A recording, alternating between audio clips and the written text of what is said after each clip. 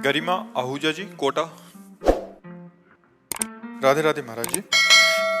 महाराज जी, जीवन साथी ढूंढते समय एक पुरुष में ऐसी कौन सी विशेषताएं अवश्य देखनी चाहिए जिससे हमारा ग्रस्त जीवन सुखमय, संतुलित और पूर्ण सुखद बना रहे? हम तो यही मनाते हैं कि सबसे पहले भगवान से ही प्रार्थना करनी चाहिए कि मुझे पवित्र संयमी जीवन साथी दीजिए, क्योंकि आजकल बेविचारी बच्चियां और बच्चे सब हो रहे हैं। ये जो बॉयफ्रेंड गर्लफ्रेंड है ना, ये बेविचार प्रवृत्ति तो है। कितना गंदा बेविचार प्रवृत्ति है। आज ये लड़का, फिर उसको समाज भाषा में कहते हैं ब्रेकअप, कल वो लड़का। हमारे भारत की तो प्रथा है नहीं, भारत की तो प्रथा है जब तक ब्याह ना हो ब्रह्मचर्य से रहो, और जब ब्याह हो गया तो आजीवन उस पुरुष का निर्वाह किया। ये डिवोर्स और ये सब गंदी बातें हमारे यहाँ नहीं थी, हमारे यहाँ ये सब नहीं था। ये अब गंदी बातें चली हैं। बहुत अंदर पीड़ा है इस बात की कि हमारे नवयुवक गलत मार्ग में जा रहे हैं। बच्ची है तो गलत मार्ग में, बच्चे हैं तो गलत मार्ग में। बच्चियां बच्चे व्यसन करने लगे, पार्टी में शराब पीने लगे, ड्रग्स लेने लगे, गंदे आचरणों की तरफ बढ़ रहे हैं। छोटे छोटे बच्चे गंदी आदतों से युक्त हो रहे हैं। बड़े बड़ों की तो बात ही क्या है। अब और सुविधा चल गई, लिव इन रिलेशन। ये हमारे सनातन धर्म की बात है, ये हमारे भागवतिक भारत की बात है? नहीं, ये सब विदेशों की बातें हैं, ये सब गंदी बातें हैं। तो बच्चा ये कहना कि हमें पति सुशील और सज्जन और पवित्र मिले, तो ये भगवान ही से प्रार्थना करो। उनको पता है कौन सुशील है कौन सज्जन है, वही व्यवस्था कर सकते हैं। भगवान से प्रार्थना करो कि हे नाथ, और वो तब आपकी कामना पूर्ण होगी जब आप पवित्र हो, आप सुशील हो, आप सज्जन हो। हम अपवित्र हों और पवित्र पति की कामना करें, असंभव। सीता जी गौरी माँ का पूजन करती हैं और उनसे कहते हैं कि हमको हमारे योग्य वर दीजिए। तो जिस दिन राम जी के दर्शन हुए जनक जी की वाटिका में सियाजू को, फिर पूजन करने गई तो खसी माल मूरत मुस्कानी, अंबाजी प्रसन्न होकर बोली, मन जाहि राच्यो मिली सोवर साज सुंदर सावरो। जाओ, तुमने जैसा वर सोचा था, आज जिसको तुमने देखा है ना सावरे सलो, यही तुम्हारे दूल्हा होंगे। अंबाजी ने किया। रोज गौरी पूजन करने जाती थी, रोज भगवान शंकर की आराधना करती थी। तो भगवान शिव की आराधना, भगवान शिव की कृपा से सुंदर वर की प्राप्ति होती। माँ गौरी की कृपा से तो भगवान के लिए सोमवार व्रत रहो, गौरी की उपासना करो और भगवान से कहो कि मुझे सुंदर सुशील वर दो, तो वो सृष्टि में सब उनके है, तो वो कहीं ना कहीं मिला देंगे। नहीं, आज के वातावरण में जो चल रहा है, ये बहुत मुश्किल है कि पवित्र लड़की मिल जाए या पवित्र लड़का मिल जाए। मुझे तो जैसा अनुमान लग रहा है कि 100 का 100% सब गिरते चले जा रहे हैं। कोई बिरला ऐसा कोई होगा कि थोड़ा कदम अपने रोक पावे। नहीं तो बच्चे कहते हैं कि जिसके गर्लफ्रेंड नहीं, कहते हैं उसको बड़ा निगेटिव भाव से देखते हैं, उपहास करते हैं। बड़ा विचित्र समय आ रहा है। बोले जिसके बॉयफ्रेंड नहीं लड़कियां उसको तो ये सब क्या है। अब हमको तो सुनने को मिलता है, हमारे समय में तो था नहीं। हम गांव में पढ़े हैं तो ये सब था नहीं। ये सब तो 40 वर्ष पहले, 45 वर्ष पहले। अभी हरियाणा में 2 लड़कों को गर्दन से काट दिया है, सिर्फ इसी बेविचारी से। हाँ बिल्कुल। क्योंकि उन्होंने क्या हुआ, छेड़खानी की लड़कियों से। तो उनको समझाया, नहीं समझे। लेकिन उसके बाद उन्होंने अगले दिन उनको काट दिया। 7 वो भी नाबालिग हैं जिन्होंने मारा है। अब बताइए बाबा क्या। नहीं, हमारे बच्चों में बहुत ये व्यसन, बेविचार, हिंसा, ये प्रवृत्तियां बढ़ रही हैं। इसको रोकें कैसे बाबा? बच्चों को मोबाइल देना भी मजबूरी है आज। हाँ, मोबाइल तो दीजिए, लेकिन उनको शिक्षा दीजिए कि गलत चैप्टर मोबाइल का ना देखें। उनको सत्संग सुनाइए, उनको थोड़ा नाम जप कराइए, उनको थोड़ा सत्संग, अध्यात्म से जब तक नहीं जुड़ेगा तब तक नहीं हो। ऐसे कितने बच्चे सामने आते हैं जो अध्यात्म से जुड़े हुए हैं, सर्वांग पुष्ट हैं, जवान हैं, लेकिन गलत नहीं है। वो अपने जीवन को सही मार्ग में ले जा रहे हैं। लेकिन बाबा इन बच्चों को टाइम कहाँ से दें? सुबह 6 बजे से और शाम के 7 बजे तक ट्यूशन, स्कूल, तो आध्यात्मिक का टाइम नहीं। आध्यात्मिक के लिए हमें लगता है कि अगर 30 मिनट केवल निकाल दिए जाए, 24 घंटा होते हैं। एक बार हमने 24 घंटा का विभाग किया था, 12 घंटे पढ़ाई समझ लो, इससे ज्यादा कोई पढ़ेगा? जब हम वहां जाते हैं ना संसार में, जब गृहस्थ में जाते हैं तो बहुत मुश्किल होता है टाइम निकालना। हमें तो नहीं लगता ऐसा, क्योंकि हम भी एक किसान के लड़के हैं। 13 वर्ष तक रहे हैं घर में, तो 13 वर्ष में तो विकास बुद्धि का हो ही जाता है। हमने भी देखा है, घंटों ताश लोग खेलते हैं, 24 घंटे कोई कार्यरत नहीं रहता। आपके अनेक शिष्य हैं, हमसे मिलते रहते हैं महाराज जी, वो मतलब 4-4, 5-5 घंटे भजन कर रहे हैं महाराज। हाँ, वही कह रहा हूँ, बड़े बड़े पदों पे हैं, बड़ी बड़ी नौकरियां कर रहे हैं। हाँ, हम लोग अगर बेईमानी वाला समय ईमानदारी में लगा दे तो काम चल जाए। मैं बच्चों की बात कर रहा हूँ। देखो, बच्चे भी हैं, बच्चों को प्यार और शासन दोनों की जरूरत है। 24 घंटे पढ़ाई में नहीं लगे रहते, उद्दंडता भी करते हैं, गलत संग भी करते हैं, गलत मित्रों का भी संग करते हैं। 24 घंटे कोई नहीं पढ़ सकता। 6 घंटे सोने के बाद अगर हमारे 18 घंटे बचते हैं, तो 18 घंटे में 2 घंटे भोजन के रख लीजिए, 1 घंटे मनोरंजन के रख लीजिए, और इतना अगर पढ़े शेष समय, मतलब 15 घंटे कौन पढ़ेगा? दिमाग खराब हो जाएगा, इतना थोड़ी पढ़ेगा। तो क्या होता है, समय को हम सार्थक नहीं कर, समय की कीमत नहीं समझते। उनको बैठ के समझाएं उनको। अब हमारे लोगों का जो बचपन ही केवल हम गृहस्थी में तो व्यतीत किए, तो देखा है, स्कूल से आए, जो झोला रखा सो मक्का का खेत या इनके खेत में रखवाली के लिए बैठा दिए गए, और वही अपना स्कूल का काम करते जा रहे, पक्षी उड़ाते जा रहे, और वहाँ अपना लिखा पढ़ी भी कर रहे, जो पढ़ाई लिखाई की है। अगर हमें लगता है बच्चों को शासन में रखा जाए और प्यार किया जाए, दोनों बातें की जाए, एक मित्रवत प्यार किया जाए और शासन में रखा जाए, तो शायद हमें लगता है। ऐसा नहीं है कि समय नहीं है। तो बाबा इसका एक कारण ये भी है कि जो परिवार टूट रहे, पहले परिवार इकट्ठे रहते थे, जैसे अभी बाप बता रहे थे, हम भी गांव में रहे हैं, तो गांव में कोई भी पहले पीट देता था गलत काम करना। हाँ, ये परिवार टूट रहे हैं, ये भी एक वजह है। हाँ, बिल्कुल। और स्कूल में मास्टरों के ऊपर ऐसी कार्रवाइयां कर दी गई कि अब वो डांटते नहीं हैं। नहीं तो जैसे 5 मिनट विलंब हो गया तो पिटाई होती थी, और अगर पाठ नहीं याद हुआ तो पिटाई होती थी स्कूल में। 1,000 से ऊपर कोई भी पैसा बच्चा मांगता है ना, तो हम उनको कहते हैं कि प्रेमानंद जी महाराज के प्रवचन सुनो 7 दिन तक, आधा घंटा डेली, उसके बाद में आपको वो चीज मिलेगी। बेटा, ये दोनों मेरे बच्चे, इनसे पूछो आप लोग। और इनको मैं 1 साल से डेली दिन में 1 बार कहता हूँ कि आप प्रेमानंद जी महाराज की सुनो। हमारे पास एक ही ऑप्शन है, क्योंकि मोबाइल का और सारा काम खत्म हो चुका, इतना गंदगी हो चुकी है, अपन सोच नहीं सकते हैं। लेकिन आपके आशीर्वाद से देखो, बच्चे भी तिलक लगाए हैं, आपके बच्चे। तिलक सबसे बड़ी चीज है महाराज की। इनका 1,000 रुपए से इनको कोई भी चीज ऊपर चाहिए तो इनको सुनते ही है। अब इनके एक समस्या आ रही है बाबा, कि इनको शुद्ध हिंदी समझ में नहीं आती है। हम अगर समझाएंगे तो हमारे मुंह से इनकी कोई भी बात समझ में नहीं आएगी। आपकी बात से थोड़ा सा अनुसरण करेंगे ये। भगवान कृपा करें, बच्चों की बुद्धि शुद्ध हो।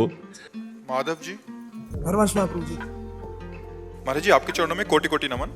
गुरुदेव, नाम रूपी धन और प्रभु स्मृति हमेशा याद रखिए। नाम रूपी धन राधा वल्लभ, श्री हरिवंश और स्मृति भोलेनाथ हैं। आप कहते हैं तत्व एक है, रूप अनेक हैं। गुरुदेव, क्या इस मार्ग से भोलेनाथ जी और भगवत प्राप्ति हो जाएगी? मतलब अंदर नाम चल रहा है राधा वल्लभ, श्री हरिवंश, और इष्ट और स्मृति में भोलेनाथ जी। हाँ, अगर आप राधा राधा राधा राधा राधा वल्लभ श्री हरिवंश नाम जप कर रहे हैं और भगवान शंकर की प्राप्ति चाहते हैं, तो भगवान शंकर मिल जाएंगे। भजन बल एकत्रित हो जाए, जो चाहोगे वो प्राप्त हो जाएगा। जिस रूप में चाहोगे उस रूप में भगवान मिल जाएंगे। जाकी रही भावना जैसी, प्रभु मूरत देखी तिन तैसी। अगर हमारी भावना है कि हमें भगवान शंकर का साक्षात्कार हो जाएगा। नारायण का जप कर रहे थे मार्कंडेय जी, और भगवान महादेव बिना चाहे आ गए। पार्वती जी के सहित नंदी पर सवार उनको दर्शन दिए और कृतार्थ किया, बिना मांगे आशीर्वाद दिए। जो भगवान श्री हरि का भजन करता है, तो भगवान शंकर उस पर बहुत प्रसन्न होते हैं। तो राधा वल्लभ श्री हरिवंश नाम जप करे, यदि भगवान शिव की प्राप्ति चाहे तो निश्चित प्राप्ति हो जाएगी, इसमें कोई संशय नहीं। खूब नाम जप करे। संदीप कुमार जी, श्री हरिवंश महाराज जी। महाराज जी, क्या पूर्ण शरणागति की स्थिति होने के लिए किसी परिस्थिति का होना जरूरी है? क्या कृपा या और तरह की सच्ची वो शरणागति? कृपा होती ही ऐसी है, क्योंकि सुख पूर्वक शरणागति नहीं होती। सुख में जीव बंधता है, परिवार में, धन में, शरीर में, भोगों में। असली शरणागति तभी होती है जब मन, बुद्धि, चित्त, अहंकार, तन, धन सब पूरा भगवान को समर्पित हो जाए। अब ये सुख पूर्वक होना बड़ा कठिन होता है। भगवान कृपा करें तो ऐसी भी बुद्धि हो जाए, पर ये सुख पूर्वक होता नहीं है। विधान है ऐसा। जब उसको सारे रास्ते बंद नजर आते हैं और भारी विपत्ति होती है, तब शरणागति, शुद्ध शरणागति होती है कि अब हमारा कोई नहीं। जब कोई हमारा नहीं, तब भगवान की शरणागति है। जैसे गजेंद्र की शरणागति, द्रौपदी की शरणागति तब तक नहीं हुई जब तक उन्हें पांडवों का भरोसा रहा, सभा का भरोसा रहा, अपने हाथों का भरोसा रहा, दांतों का भरोसा रहा। जब देखा कि अब बिल्कुल, तब हा गोविंद, हा द्वारिकावासी। हृदय से पूर्ण शरणागति। संसार में कोई अपना नहीं, संसार का कोई भी सुख नहीं, शरीर भोगने लायक नहीं रहा, कोई बात नहीं करता, कोई रास्ता नहीं रहा, तब ये अहंकारी जीव भगवान की शरण में होता है। और ऐसे में संतों का संग मिल जाए, फिर रंग चढ़ जाएगा। जहाँ संतों का संग मिला, तहाँ भगवान की शरणागति प्रारंभ हो जाती है। श्रवण सुजस सुनि आयऊं, प्रभु भंजन भव भी। भगवान का यश सुनकर ही भगवान की शरणागति होती है। तो केवल यश सुनने से बात नहीं बनेगी, परिस्थिति भी वैसी होनी चाहिए। वैसी परिस्थिति अपने लोग मन से नहीं कर सकते, भगवान विधान करते हैं, तब पूर्ण शरणागति होती है। अपबल, तपबल और बाहुबल, चौथो बल है दाम। शूर किशोर कृपा ते सब बल हारे को हरे नाम। जो हार जाता है तब शरणागति सही होती है।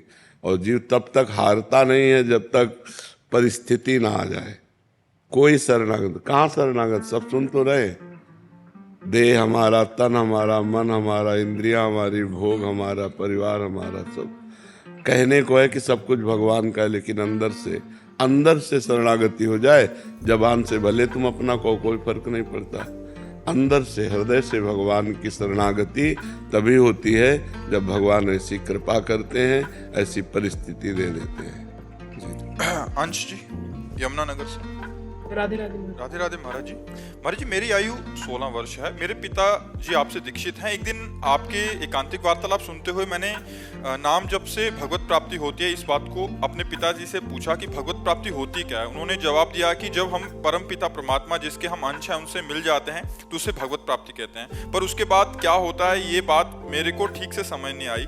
तो मैंने पिताजी से पूछा कि उन्होंने आपका नाम ले दिया कि आप उन्हीं से पूछिएगा, भगवत प्राप्ति के बाद क्या होता है? हमारा हृदय आनंद चाहता है, सुख चाहता है, और वो भूल से विषयों में लगा। अभी तुम बच्चे हो, जो ये लोग हैं, पूरा जीवन विषय भोगते हुए हो गया।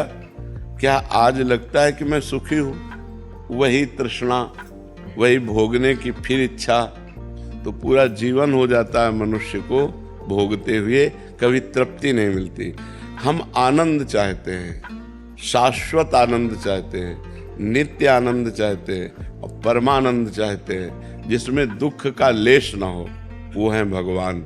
जो आनंद सिंधु सुख राशि, सीकर तय त्रैलोक सुपासी। आनंद समुद्र भगवान है। जब हम भजन करते हैं और भोगों का त्याग होता है और आनंद समुद्र भगवान से मिलते हैं, तो जैसे तरंग समुद्र में मिल गई। अब तरंग तरंग नहीं, समुद्र हो गई। जानत तुम्हें हो जाए। वो स्वयं भगवदा आनंद में डूब करके भगवत स्वरूप हो जाता है।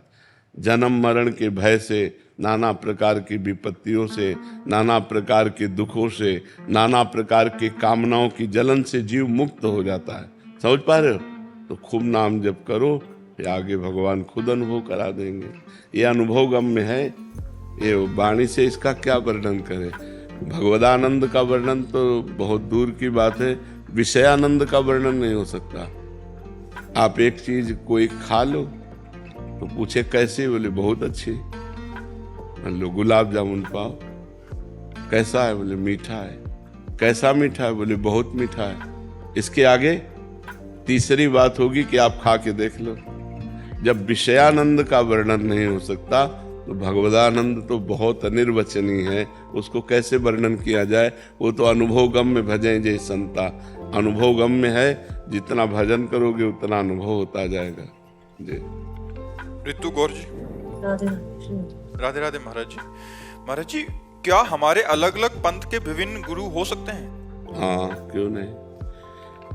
भगवान की विभिन्न उपासना है, जैसे दास भाव की उपासना है, सखा भाव की उपासना है, गोपी भाव की उपासना है, वात्सल्य भाव की उपासना है, सहचरी भाव की उपासना है, ब्रह्म भाव की उपासना है। तो पढ़ाई पूर्ण तभी होती है जब हमको अंग्रेजी का भी ज्ञान हो, हिंदी का भी ज्ञान हो, गणित का भी ज्ञान हो। तो एक ही मास्टर थोड़ी पढ़ाता है, अलग अलग मास्टर होते हैं। अंग्रेजी के अलग मास्टर होते हैं, हिंदी के अलग होते हैं, गणित के अलग होते हैं। ऐसे दास्य भाव के अलग आचार्य हैं, सख्य भाव के अलग आचार्य हैं, सहचरी भाव के अलग आचार्य हैं, गोपी भाव के अलग आचार्य हैं, ब्रह्म भाव के अलग आचार्य हैं। तो वही भगवान विविध उपासनाओं की पूर्णता के लिए विविध आचार्यों के रूप में, गुरुओं के रूप में अवतरित होते हैं और वही अपने धर्म का उपदेश करते हैं। अब अलग अलग भाव है, हमें लगता है भगवान हमारे मित्र हैं। अब हमारी ये सिद्धि कैसे हो, तो सखा भाव की उपासना वाले गुरु का हम अनुसरण करेंगे, तभी हम ये सिद्ध हो पाएंगे। तो इसीलिए विविध गुरुओं के रूप में भगवान ही विराजमान हैं, विविध आचार्यों के रूप में भगवान ही विराजमान हैं। अपने प्रेम का रहस्य स्वयं भगवान गुरुदेव या आचार्य के रूप में वर्णन करते हैं। तो हो सकते हैं, विविध रूप हो सकते हैं। अखिल जी। श्री हरिवंश महाराज जी। महाराज जी, हमारा दिमाग आगे का जीवन के लिए प्लानिंग करता रहता है, उस प्लानिंग को रोकने के लिए क्या श्री जी की तरफ मोड़ सकते हैं? उस प्लानिंग को मोड़ना ही चाहिए, नहीं डिस्टर्ब हो जाओगे। ओवर थिंकिंग तुम्हारी जब बढ़ेगी तो नकारात्मक सोच बढ़ने लगेगी, और नकारात्मक सोच और ओवर थिंकिंग आपको डिप्रेशन में पहुंचा देगी। क्या होगा, ऐसा ना हो जाए, कहीं ऐसा ना हो जाए, ऐसा हो जाएगा, फिर ऐसा हो जाए। वो सोच सोच सोच के सारी ऊर्जा शक्ति नष्ट हो जाती है और आदमी डिप्रेशन में पहुंच जाता है। हमको कल की नहीं सोचना, हमारा अभी का समय ठीक जाएगा तो हमारा भविष्य अच्छा होगा। भूत तो अच्छा हो ही जाएगा, जैसे हम बोले राधा राधा और अच्छा कर्म किए तो ये कर्म हमें भविष्य में सुख देगा और ये भूत को पवित्र कर देगा।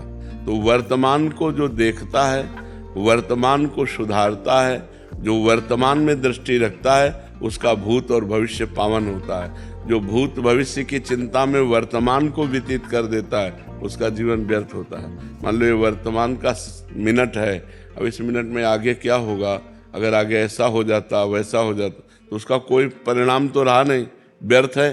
यार पीछे हमसे ऐसा हो गया, वैसा हो गया, उसका भी कोई सुधार नहीं होगा, वो व्यर्थ है।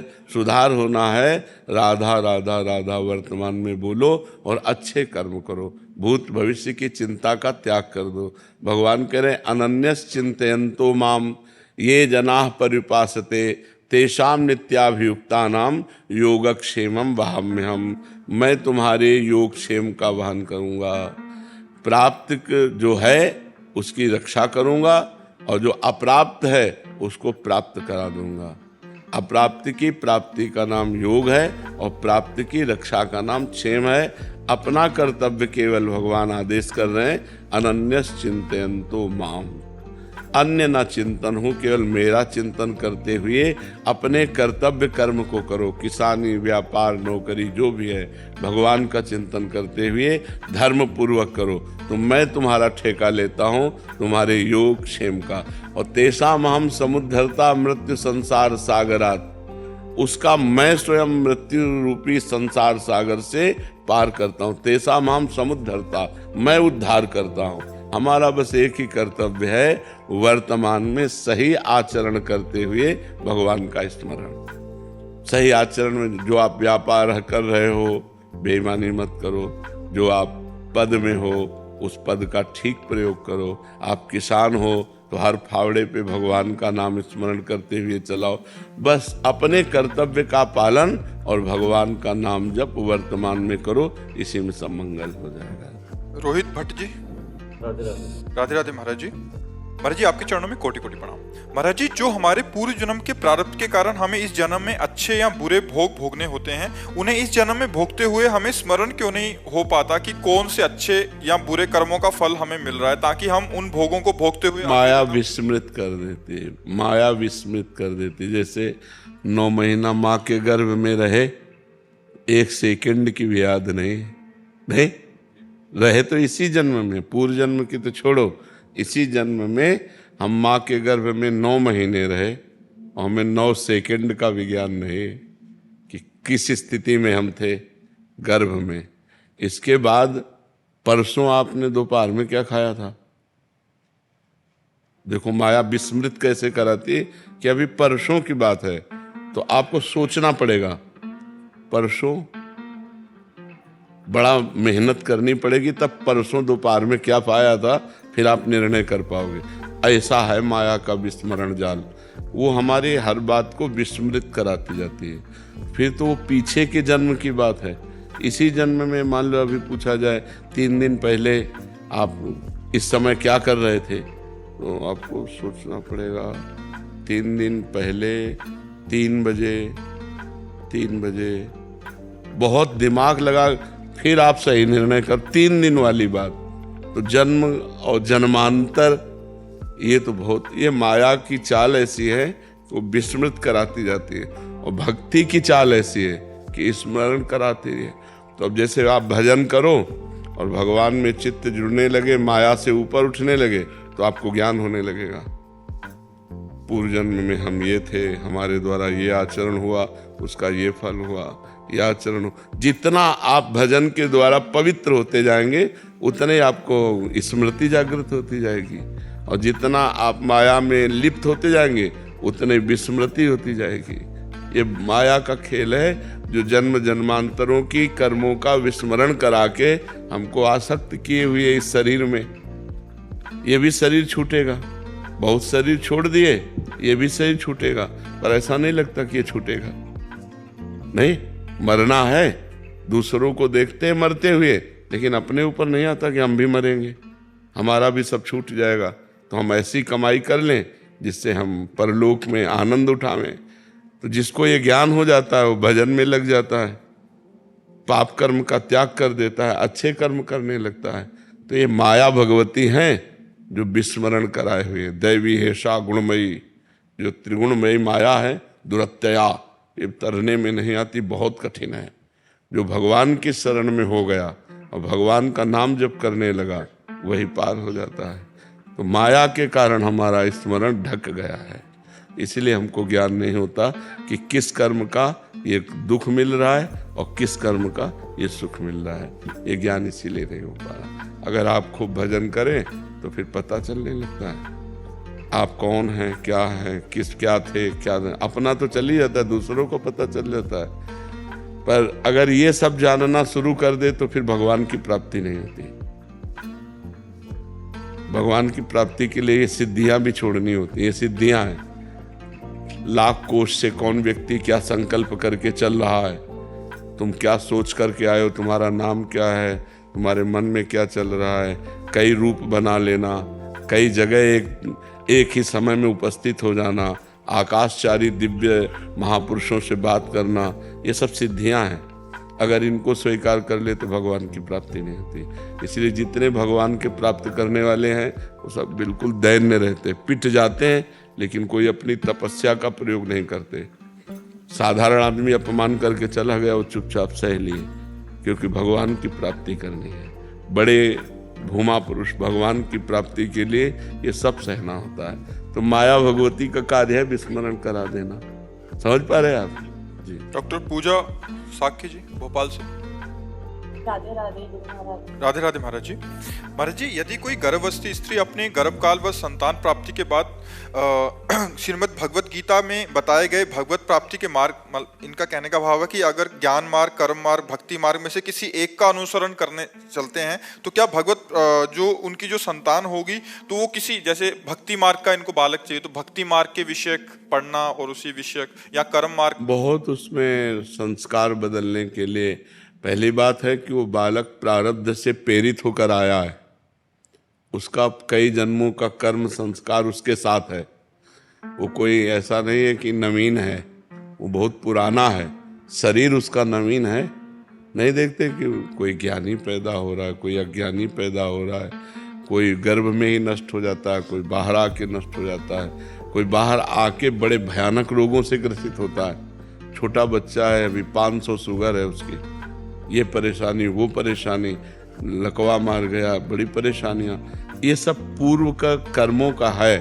तो अगर हम चाहें कि अब वो पूर्व कर्म का पापाचरण अधिक करने वाला संस्कारी है, अब हम चाहें कि उसे ज्ञानी पैदा कर दें तो नहीं पैदा कर सकते। बड़े बड़े महाभागवतों के यहाँ भी बड़े बड़े दुष्टों का जन्म हुआ और बड़े बड़े दुष्टों के यहाँ बड़े महाभागवतों का अवतार हुआ। तो ये देखना है कि हमारा प्रयास हो सकता है, लेकिन वो ज्ञानी ही पैदा हो ऐसा नहीं हो सकता। गुरु महाराज जी, क्या माता के जो सद्गुण है, सद्गुण है, वो इसे परिवर्तन? क्या माता के जो सद्गुण है, अगर माता संस्कारी है तो वो उसको परिवर्तन कर सकते हैं? कुछ मात्रा में, क्योंकि शरीर रचना के समय उसके प्रारब्ध की रचना हो चुकी है। शरीर रचना के समय उसके प्रारब्ध की रचना हो चुकी है। कितनी मात्रा में पाप और कितनी मात्रा में पुण्य, दोनों को मिश्रित करके मानव देह बनता है। केवल पाप से यातना देह नरक का बनता है, केवल पुण्य से देवलोक का देह देवता बनता है, और पाप और पुण्य दोनों मिश्रित से मानव देह बनता है। तो गर्भस्थ शिशु के संस्कार करने के लिए पहली बात, माता जिस दिन से गर्भवती हो उस दिन से ब्रह्मचर्य धारण करे। दूसरी बात, सात्विक भोजन पावे भगवान को अर्पित करके। तीसरी बात, भगवान की कथा वार्ता, नाम कीर्तन, सत्संग आदि का वातावरण रखे और स्वयं भजन करें, तो उस गर्भस्थ शिशु के संस्कार बदल सकते हैं। अगर वो बहुत पाप अधिक मिश्रित है तो फिर प्रभाव नहीं पड़ेगा, और अगर पुण्य आत्मा है तो आपका संस्कार बनेगा और वो बालक जन्म से ही गंभीर स्वभाव, भगवान की तरफ आकर्षण, ऐसे सद्गुण उसमें जागृत हो जाते हैं। पर पूर्व जन्म के कर्मों का बहुत बड़ा प्रभाव होता है। जैसे पूर्व जन्म में मानो इस शरीर से भजन हुआ होगा, पूर्व शरीर से, तो बचपन से ही एक भगवान के लिए व्याकुलता थी। मतलब कोई सिखाने पढ़ाने की नहीं, एक अंदर भूख जैसे होती भोजन की, ऐसे भगवान की भूख थी। सब कुछ फीका लगता था, ये मरेंगे, ये सब मरेंगे, चाचा मरेंगे, पिता मरेंगे, ताऊ मरेंगे, आखिरकार है कौन मेरा? मैं किससे प्यार करूं? जिससे प्यार करने को माँ सबसे अधिक प्यारी लगती, तो लगता है ये भी मरेगी, यार सब जाएंगे। तो फिर तो निर्णय निकला कि भगवान ही एक ऐसे हैं जो अपने सगे हैं और शाश्वत हैं, अविनाशी हैं, तो बस फिर भगवान के लिए। तो उसमें क्या हुआ कि ऐसा नहीं कि पूर्व जन्म का ही केवल संस्कार था, माँ भी भजनानंदी, पिता भी भजनानंदी, और पूर्व का संस्कार भी, तो उसने निकाल दिया एकदम भजन मार्ग में, भगवान के मार्ग में। तो कई इसमें संस्कार होते हैं, इसमें होते हैं वर्तमान का भी संस्कार और पूर्व संस्कार, दोनों संस्कार यदि मिल जाए तो बालक जो है वो तेजस्वी भगवान का भक्त बन सकता है। अन्यथा अगर पूर्व संस्कार बहुत बिगड़ेल है, पाप वाले हैं, तो वर्तमान का संस्कार उस पर कम प्रभाव डालेगा। जैसे कोई पापी पुरुष को आप सत्संग में लाओ, उसका मन नहीं लगेगा, उसके संस्कार नहीं पड़ेंगे। बार बार आवे तो फिर धीरे धीरे वो पवित्र हो जाएगा। अदिति गुप्ता जी, श्री हरिवंश महाराज जी। महाराज जी, गुप्त भजन कैसे करते हैं? हो रहा है कैसे महाराज जी? अब गुप्त भी है और कैसे भी है। आपने पूछा गुप्त भजन कैसे हो रहा है, हम चुप हो गए। ऐसे होता है। वो गुप्त कैसे है? जब गुप्त है तो उसे हम प्रकट कैसे करें, बताइए आप। आपने पूछा गुप्त भजन कैसे होता है, चल रहा है आंतरिक चिंतन। पहले वाचिक नाम जप किया जाता है, फिर उपांशु जप किया जाता है, फिर मानसिक होने लगता है। जैसे ऐसे राधा राधा राधा राधा राधा, उपांशु में आ गए, अब मानसिक हो रहा है, चल रहा है। हम आपसे बात भी करते तब भी हमारा गुरु कृपा से भजन होता रहता है। हम आपको देखते हैं, हमारे नेत्रों में जो हम भजन करते हैं ना, वही बार बार लिखना चलता रहता है, बार बार ऐसे हमारे दिमाग में जो चल रहा है हमारी शीशी के सामने, वो बस वही चल रहा है, राधा राधा। सब कोई समझ रहा है, हमारी तरफ देख रहे हैं, हमारे नेत्र कुछ नहीं देख रहे, बस राधा राधा, बस चलते जा रहे हैं, अपनी मस्ती में चले जा रहे हैं। और अगर कहीं रूप देखने लगे तो घंटों डिलीट करने में लगे, लाखों लोगों के रूप हैं, किसी की कोई हरकत नहीं, किसी का कोई रूप नहीं। तुम प्रणाम करो, तुम गाली दो, तुम बुरा देखो, तुम भला देखो, मेरे प्रभु मेरे प्रभु, राधा राधा राधा राधा। तो गुप्त भजन का मतलब है बाहरी कोई प्रकाश ना होना, न माला न काउंटर, किसी भी तरह का कुछ नहीं, अंदर से जैसे दिल को कोई मसला करे, शायद इसको ही इश्क कहते हैं। इश्क उर्दू में उसे इश्क कहते हैं, हिंदी भाषा में प्रेम कहते हैं। अपने प्यारे की याद में हृदय में एक अजीब सी ऐठन होना और उसी में डूबे रहना। जो मैं ऐसा जानती प्रीत किए दुख होए, नगर ढिंढोरा पीटती अजीब प्रीत न करियो को। अपने प्यारे के मिलन के लिए एक अजीब तड़पन और उसी में उनकी याद, बस इसे कौन जान पाएगा। बाहर से हंस रहा है, बाहर से व्यवहार कर रहा है, बाहर से बात कर रहा है, लेकिन अंदर से वो अपने प्रीतम के लिए रो रहा है, अपने प्रीतम के लिए मिलने के लिए व्याकुल है। तन मन के बिछुरे नहीं, चाह बढ़े दिन रैन, कबहू संजोग न मानही, देखें भरी भरी नैन। रूप छके घूमत रहें, तन को तनिक न भान, नारायण दृग जल बहे, यह प्रेम पहचान। कभी कभी विवश होकर रो दिया, नहीं तो गंभीर भाव से शांत उन्हीं के चिंतन में बैठा है। इसे गुप्त भजन कहते हैं। कनिष्ठ जी राजस्थान से। राधे राधे महाराज। राधे राधे महाराज जी। महाराज जी, प्रभु श्री राम जी ने अंगद जी पर ऐसा क्या जादू किया कि अपने पिता के वध करने वाले से कह रहे हैं कि आप मुझे विदा मत करिए, मैं आपके घर में छोड़ने। क्योंकि अंगद ज्ञानी महापुरुष है, अज्ञानी पुरुष ये देखता है कि ये मेरा पिता है, ये माता है। वो ज्ञानी पुरुष देखता है कि ये धार्मिक है या अधार्मिक है। जब प्रहलाद जी को श्रृंगार करके कयाधु जी ने भेजा हिरण्यकश्यप के पास, तो साष्टांग दंडवत की और पिताश्री कह के संबोधन किया। लेकिन गोद में बैठालने के बाद पूछा, बेटा तुम्हें सबसे अच्छा क्या लगता है? तो उनका भगवान श्री हरि की नवधा भक्ति, श्रवणम कीर्तनम स्मरणम विष्णु पाद सेवनम अर्चनम वंदनम दास्यम सख्यात्मनिवेद, उठा के पटक दिया। मेरे दुश्मन का नाम लेता है तू शत्रु पक्ष का हो गया, तेरी ऐसी बुद्धि किसने बदल दी? तो कहा दैत्यराज, भाषा बदल गई, पिताश्री नहीं कहा, दैत्यराज। और भगवान दुलार कर रहे हैं और उनके चरणों में मस्तक रखे हुए हैं और हिरण्यकश्यप को गोदी में लेके फाड़े हुए बैठे हुए।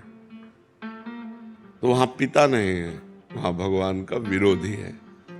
ऐसे ही अंगद जी ज्ञानी महापुरुष हैं। उन्होंने देखा पिता के आचरणों को और पिता की सदगति को देखा कि ऐसे आचरण वाला भला ऐसी सदगति को कैसे प्राप्त हो सकता है। ये तो राम जी की कृपा है, भगवान श्री राम की अहेतु की कृपा है कि अंतिम समय अपने बाण के द्वारा उनका जीवन लीलांत हो रही और वो भगवान के दर्शन करते हुए, जो बाली जी हैं वो भगवान के दर्शन करते हुए शरीर छोड़ रहे हैं। ये भगवान की कृपा को अंगद जी ने देखा। अंगद जी को ज्ञान है, कोई मोही पुरुष थोड़ी है। कि आपका प्रश्न था तो आप समझ पा रहे हैं ना। हाँ, उनको ज्ञान था कि भगवान श्री राम की कृपा से जो अपने अनुज बधू के साथ गलत करना महापाप है और कई तरह के पाप करने वाला व्यक्ति है, वो भगवान के दर्शन करते हुए शरीर छोड़ रहा है। भगवान सामने खड़े, अंत में भगवान ने कहा मैं तुम्हारे प्राणों को, उनका प्रभु ये तो बहुत दुर्लभ अवसर है कि स्वयं आप हमारे सामने खड़े हैं और हमारे प्राण निकल रहे हैं। नाथ अब नहीं, अब धोखे में नहीं पड़ सकता। तो अंगद जी खड़े सब सुन रहे हैं ना। तो अंगद जी को पता है श्री राम कृपा से हमारे पिता का उद्धार हुआ, इसलिए श्री राम जी के प्रति विशेष भाव है और विशेष भक्ति है और विशेष बल है श्री राम जी का। नहीं, रावण की सभा में ऐसे ऐसे वीर बैठे थे जो देवराज इंद्र समस्त शक्तियों का स्वामी है, उसको पिंजड़े में बंद करके जैसे पक्षी ऐसे बंदी बनाकर रावण के सामने डाल दिया करके मेघनाथ ने, इसलिए उसका नाम इंद्रजीत हुआ। और जहाँ ऐसे ऐसे देवांतक नरांतक बड़े बड़े महाबली बैठे हुए हैं, उनके बीच में ताल ठोक करके पैर जमा दिया अंगद ने। कैसे? राम प्रताप सुमिरपन रोपा, भगवान की महिमा का स्मरण करके अगर तुम्हारी सभा में कोई वीर हो मेरा पैर उठा दे, राम जी वापस चले जाएंगे, सिया जी को हार जाएंगे। कोई वीर ऐसा नहीं था। सभा में 10-10 हजार वीर एक साथ लगे।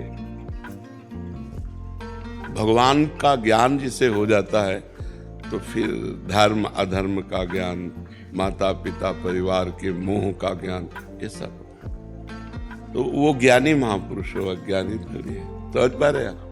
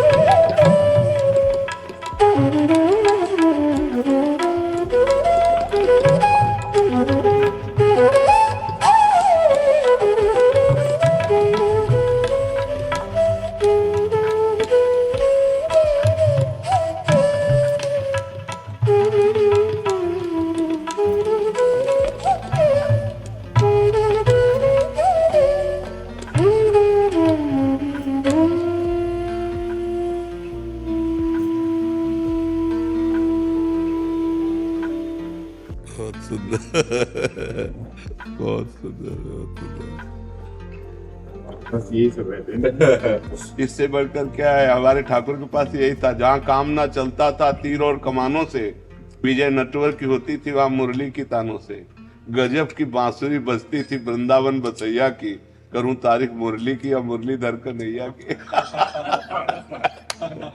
जहाँ काम ना चलता था तीर और कमानों से, विजय नटवर की वहां होती थी मुरली की तानों से। उसी तान को आप सुना रहे हैं। हमारे ठाकुर जी का ये प्रथम और महान संगीत है, जो चराचर जगत को मोहित करने की सामर्थ्य रखता है।